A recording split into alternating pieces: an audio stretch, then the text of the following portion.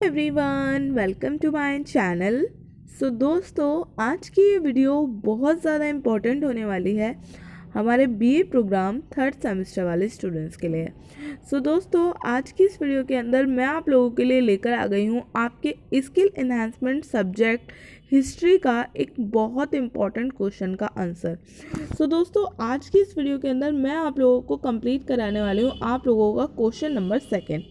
दोस्तों, question number second के अंदर हमसे पूछा जा रहा है गंधार और मथुरा शैलियों में बुद्ध की छवि में चारित्रिक अंतर बताइए। दोस्तों, आप लोगों को गंधार शैली और मथुरा शैली के बारे में बताना है और उसके अंदर जो बुद्ध की छवि है उसके चारित्रिक अंतर के बारे में बताना है।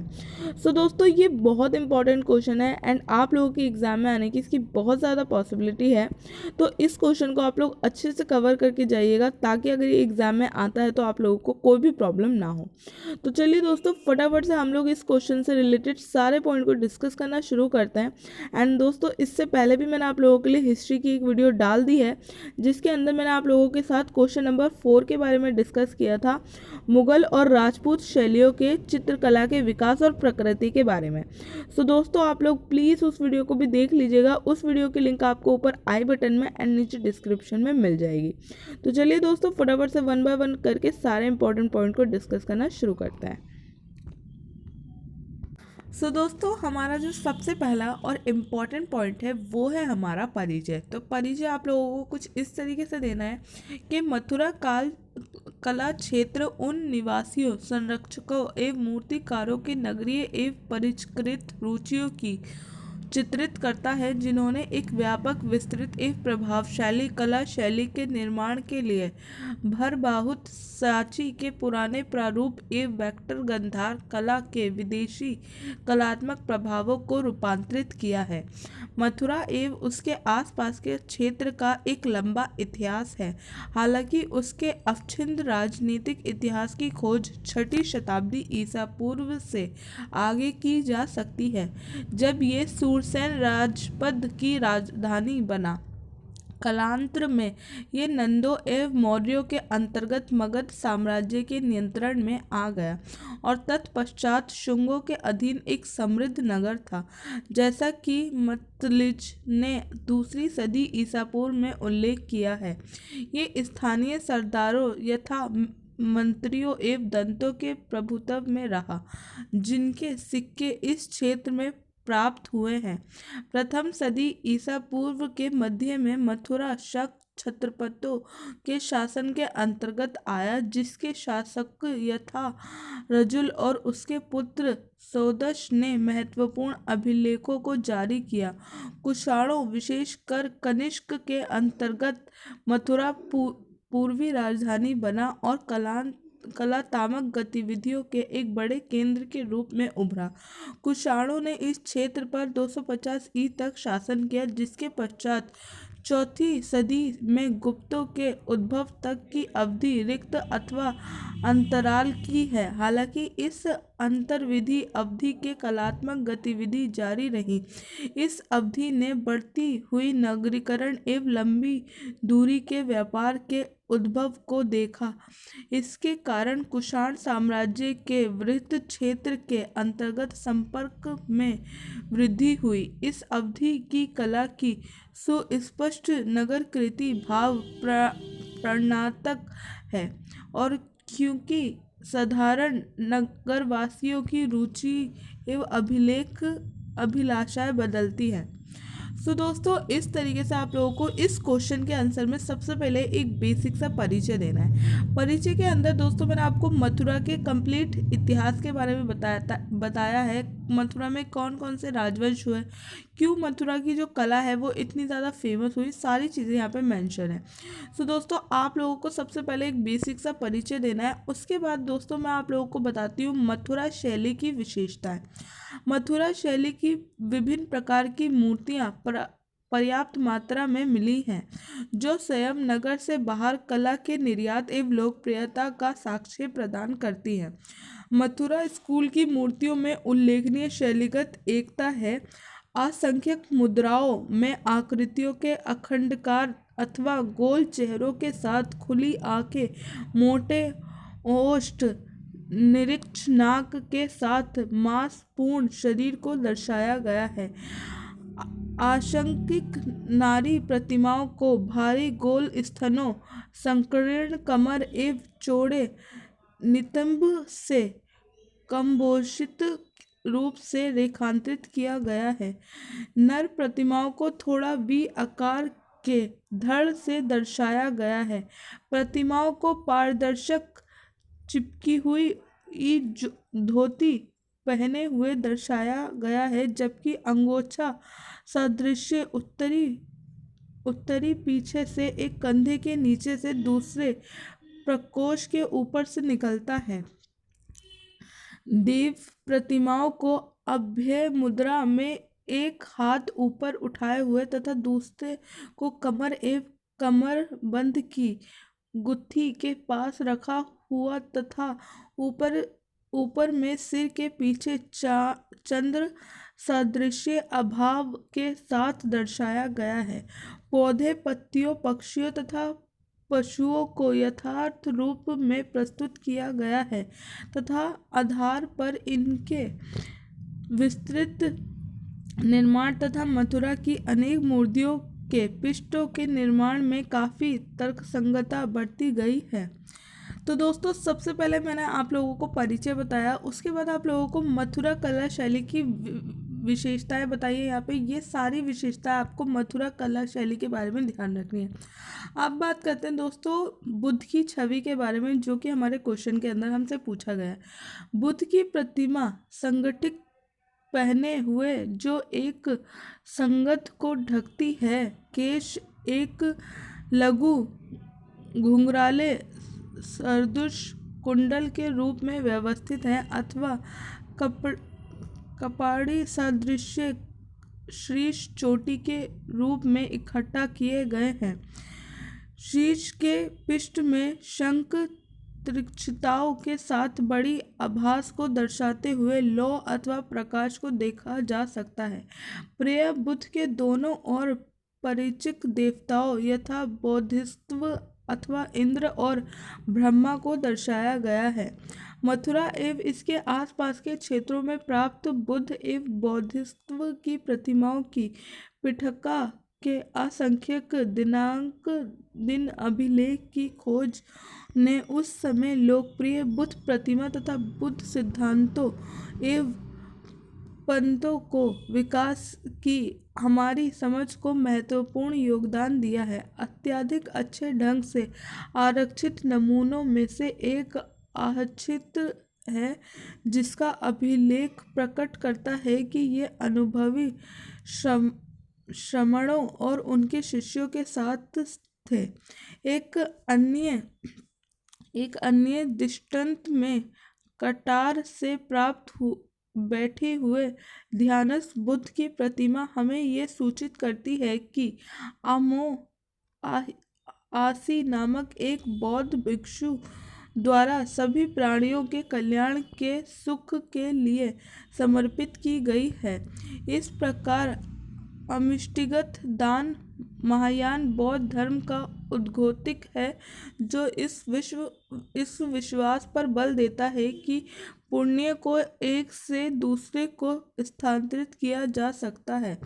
बड़ी संख्या में बौद्धित्व की मूर्ति इस क्षेत्र में महायान बौद्ध धर्म की लोकप्रियता एक अन्य संकेत है। यह साधारणतः अपने ताज में ध्यानी बौद्ध के साथ उदारतापूर्वक आभूषणकृत खड़े राजकीय पात्रों के रूप में प्रदर्शित किए गए हैं। उनके हाथों की विशेषता या बूटाओं एवं कमल उन्हें विशिष्ट बौद्धित्व यथा मैत्रेय अथवा अवलोककृति के रूप में अज्ञान करते हैं। अपनी अपनी मुद्राओं और विशेषताओं, वाहन तथा आकार रूप पर आधारित विशिष्ट देवताओं की इस प्रारंभिक पहचान को मूर्ति वैज्ञानिक लक्ष्य कहा जाता है। ये मूर्ति वैज्ञानिक लक्षण मथुरा स्कूल की कला की विशेषताएं हैं। दोस्तों यहाँ पे आप लोगों को मैंने सेकंड पॉइंट के अंदर बताया मथुरा स्कूल से जो बुद्ध की मूर्तियाँ पाई गई हैं उनकी क्या क्या विशेषता है। दोस्तों यहाँ पे जो लैंग्वेज है वो थोड़ी सी टिपिकल है, लेकिन आप लोगों को लैंग्वेज पे ज़्यादा फोकस नहीं करना है, क्योंकि जितना ईजी हो सकता था उतना ईजी यहाँ पे मैंने आप लोगों के लिए लिखने की कोशिश की है, लेकिन इससे ज़्यादा ईजी नहीं कर पाई मैं यहाँ पर आप लोगों के लिए। तो आप लोगों को इसी तरीके की लैंग्वेज का यूज़ करना है। दोस्तों यहाँ पे मैंने आपको मथुरा के बारे में कंप्लीट इन्फॉर्मेशन दे दी, मथुरा से रिलेटेड परिचय मैंने आपको बताया। उसके बाद मैंने आपको मथुरा शैली की विशेषताएं बताई, बुद्ध की जो छवि है मथुरा शैली के अंतर्गत उसकी विशेषताएं भी मैंने आपको बता दी हैं। अब हम बात करते हैं गंधार स्कूल के बारे में और गंधार शैली के बारे में। गंधार कला प्रथम शताब्दी से लेकर चौथी शताब्दी ईस्वी तक भारत के उत्तर पश्चिमी भाग में विकसित एवं फैली कला का प्रतिनिधित्व करती है। इस स्कूल की कला गतिविधियों का मुख्य केंद्र इस क्षेत्र के साम्राज्य यथा बैक्टीरिया, कपाशा, स्वता एवं गंधार थे। गंधार शैली की विशेषताएं। गंधार स्कूल में प्रयुक्त प्रमुख सामग्री धातु थी, यथा शाही जी की ढेर से प्राप्त कनिष्क तम्रक पात्र में स्वर्ण प्रयुक्त हुआ है। जहाँ कहीं भी प्रस्तुत प्रयुक्त हुआ है वहाँ पर यह नीला अथवा धूसर स्थित चट्टान और स्लेट है। शैली शरीर आकृति, वस्त्र विन्यास एवं चित्रात्मक भाव में निसंगिक स्वाभाविक है। ढांचों को मानव आकृति की पूर्णता पर विशेष बल देते हुए शास्त्रीय परंपरा के अनुसार बनाया गया है। एतव्य प्रिय, जवान एवं मजबूत दर्शाया गया है। नर आकृतियाँ पेशी समूह एवं चकोर सा धड़ के साथ दर्शाई गई है। तीक्ष्ण लहरेदार तहरों के साथ वस्त्र विन्यास का चित्रण वैसा ही है जैसा कि रोमन चोगे में देखा जाता है, और ये गंधार कला की वैसी ही एक विशिष्ट विशेषता है जैसा कि घुंघराले बाल का गुच्छा एवं तीक्ष्ण आकृति। गंधार शैली हेलेनिस्टिक, रोमन, ईरानी एवं देशज काल का एक मिश्रण थी। अनेक सर्जनात्मक विशेषताएं रोमन मृत्यु संबंधी कला से रूपांतरित हैं, जबकि देवी विशेषताएं एवं श्रृंगारात्मक तत्वों को हेलेनिस्टिक एवं ईरानी मूल्यों से मिलाया गया है। कलात्मक आवों के ये अंतर संबंध मुख्यतः क्षेत्र की भौगोलिक स्थिति के कारण थे, जो सांस्कृतिक आदान प्रदान के चौमार्ग पर थे। इस क्षेत्र ने यूनानी, बैक्टीरिया से लेकर कुषाण तक अनेक विदेशी शक्तियों एवं राजनीतिक संस्कृतियों के उद्भव का दर्शन किया। इस स्कूल की मूर्ति कलाएं सामान्यतः सुचरित्रित मूर्ति विज्ञान प्रणाली अथवा योजना के साथ वास्तुशिल्पीय संदर्भ के अंग के रूप में पाई जाती है। ये रचना आकृतियों की मुद्रा तथा बुद्ध के जीवन की अन्य घटनाओं का मानवीकरण होता है, जो ये संकेत करता है कि मूर्तिकार एक स्थापित मूर्ति वैज्ञानिक प्रणाली का अनुसरण करते हैं। दोस्तों आप लोगों को सबसे पहले मैंने गंधार स्कूल के बारे में बेसिक चीज़ें बताई, उसके बाद मैंने गंधार शैली की विशेषताएं आप लोगों को बताई। अब दोस्तों बात करते हैं गंधार शैली के अंतर्गत जो बुद्ध की छवि है उसकी विशेषताओं के बारे में। इस अवधि की अधिकांश मूर्तियाँ बुद्ध हैं, कुछ हेलेनिस्टिक मूर्ति भी बची हुई हैं। खड़ी बुद्ध प्रतिमा इस शैली का अत्यधिक विशिष्ट लक्षण है। इन प्रतिमाओं की मुद्रा, वस्त्र लक्षण एवं अन्य विशेषताओं में एक रूपता है। बुद्ध को सामान्यतः आगे से एक पैर झुकाए हुए खड़ा चित्रित किया जाता विशेषताओं में एक रूपता है। बुद्ध को सामान्यतः आगे के एक पैर पर झुका हुआ खड़ा चित्रित किया गया है। दोनों कंधों को आवृत किए हुए भारी चोवार यानी कि चोगा पहने हुए तथा उनके दाएं हाथ को लटकता हुआ दिखाया गया है, किंतु उनका दायां हाथ अभय अथवा वरद मुद्रा में ऊपर उठा हुआ सिर पर एक उशीर्ण है।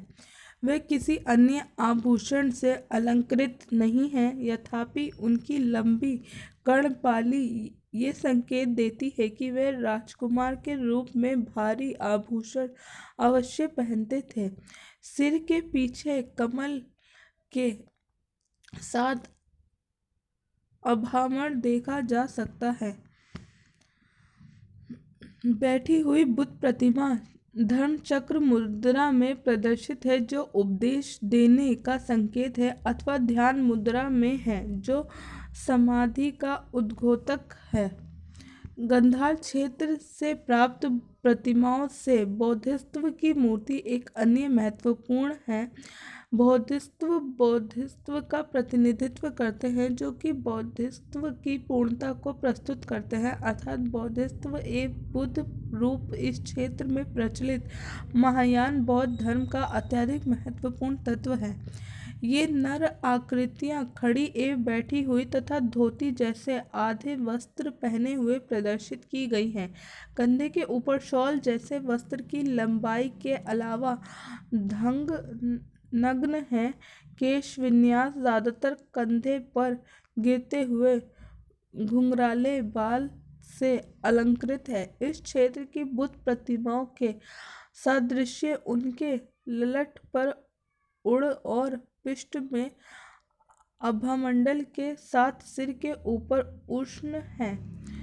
उन्हें चप्पल पहने हुए दर्शाया गया है और कभी कभी वे बुद्धों के सादृश्य मूछ रख सकते हैं। विशिष्ट बौद्धिस्त्व अपने लक्षणों, संकेतों तथा शिरोवस्त्र से पहने जाते हैं।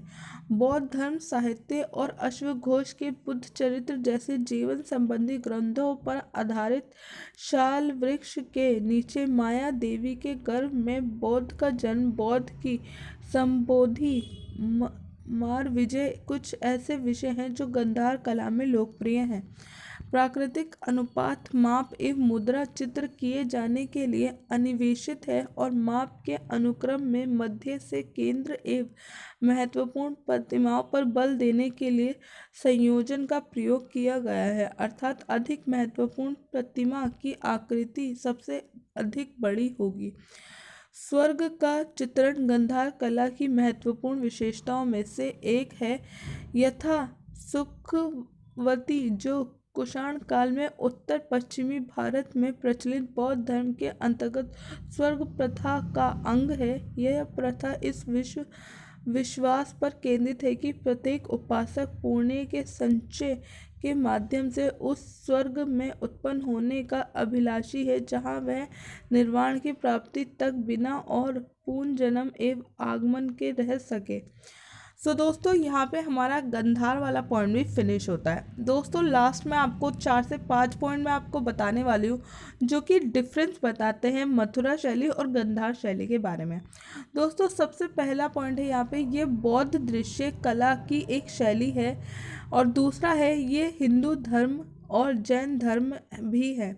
यानी कि दोस्तों, जब हम बात करते हैं मथुरा शैली और गंधार शैली की, तो एक शैली के अंदर तो सिर्फ बौद्ध दृश्य को दर्शाया गया है, लेकिन दूसरी के अंदर कुछ हिंदू धर्म वगैरह को भी दर्शाया गया है। गंधार शैली के अंदर तो ज़्यादातर बौद्ध धर्म को ही दर्शाया गया है, लेकिन मथुरा शैली के अंदर हिंदू धर्म के बारे में भी बात की गई है एंड अन्य धर्मों को भी वहाँ पे जगह दी गई है। उसके बाद फिर से सेम पॉइंट यहाँ पे मेंशन है कि इसमें बौद्ध की छवि की हेलेनिस्टिक विशेषताएं हैं। मथुरा में बुद्ध की छवि पहले यज्ञ छवियों की तर्ज पर बनाई गई थी। शांति की अभिव्यक्ता गंधार बुद्ध के आकर्षण का केंद्र बिंदु है।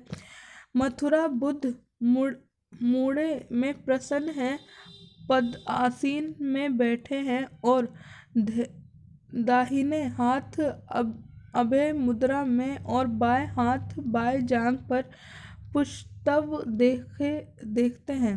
गंधार छवियों में आंखें लंबी होती हैं, कान लोब छोटे और नाक तेज और बेहतर परिभाषित होती है।